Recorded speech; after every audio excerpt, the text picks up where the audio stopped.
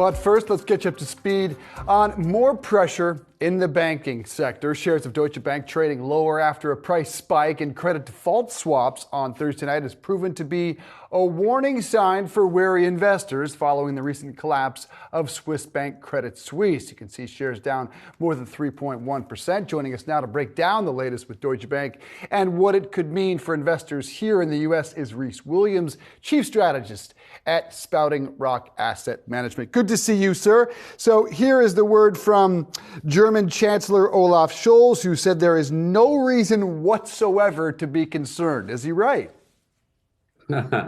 Well, we can only hope so. Obviously, the last weekend is remembering of last weekend when the Credit Suisse CEO said everything was fine too, and the bankers in Switzerland also thought everything was fine. So, I mean, the difference is there is no big brother for Deutsche Bank to go to, and so I do think they will pull out all stops. And really, right now you have a liquidity issue, not a credit issue yet.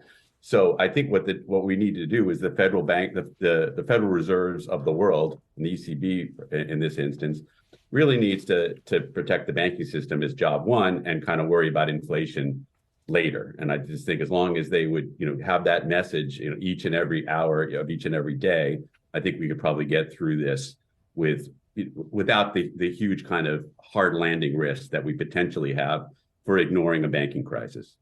Rhys, you mentioned that the need to pull out all stops. You just talked about what the regulators need to do. What is Deutsche Bank? What do we need to hear from some of those executives right now?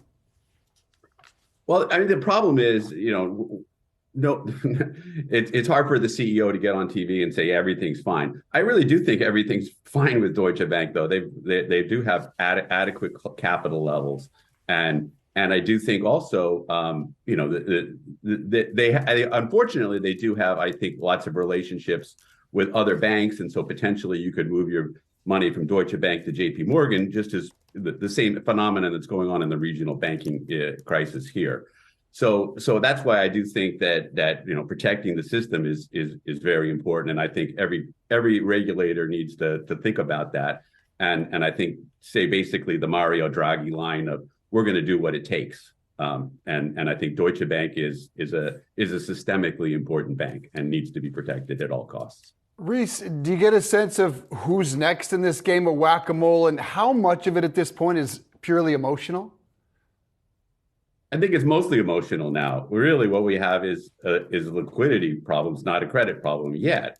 But it's one of these things where, at least in the U.S. banking system, with the regional banks all going down dramatically everywhere, there's going to be less loans given, and because their cost of funds are actually going up in this period of time, they're going to charge more for those loans, which means customers are going to have to pay more for loans, which is deflationary, not inflationary.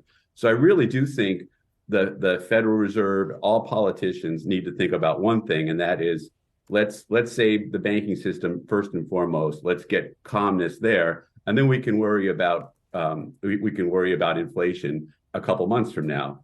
But I think really job one is protecting the system, because what's going on right now is the Fed is looking at the rearview mirror and not looking at the windshield whatsoever. Rhys, all of the concern right now that's playing out within the banking sector, not just the European plays, we also seen it a bit reflected in some of the larger U.S. banks, specifically also the regionals. That's obviously where we've seen most of the selling here in terms of the U.S. banks. How much of that fear do you think is overblown, if at all? I think currently the fear is overblown, but this is all a confidence game. And like I said, I think the health of the economy is pretty good. The coincident indicators are fine. The question is, if this continues, what happens to the go forward? And I think that's where we need to look firmly in the windshield and say, we need to stabilize things now. And I do think, for instance, some sort of discussion about guaranteeing all deposits in the U.S. would go a long way to stemming the crisis. I think until something along those lines happens, and I realize it probably needs congressional authority, but these guys can stick around a weekend. Let's get this done. There was a lot of tough votes during the 2008 crisis, much tougher votes actually than that, because protecting depositors is not protecting stockholders. I do think the effect will be, if you protect depositors, you will protect stockholders, but you don't have to make that de facto pledge. And Rhys, if the Fed were looking out the windshield, to your point, what would they be focusing on and how would they act? Well, for instance, and this is just how they calculate CPI. Their CPI inflation, I think, is actually less in reality than the stated number, and the reason is, rents are a quarter of CPI, and rents are actually going up about 2%, not the 8%, because the way they calculate it is sort of a weighted average of the last 12 months.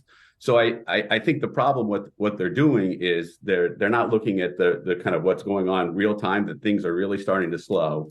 And their mission seems to be, we've got to be backing very tough on inflation. And that, to me, is, they've won that battle more or less. Now what they need to do is, stop putting on the brakes to avoid a hard landing. And I think that's really what they need to, have a consistent message of, instead of the, some people saying something, some people saying the other. Bullard saying that, I think rates are going to go higher. Well, that's just not very helpful right now, and I think that's not what we need.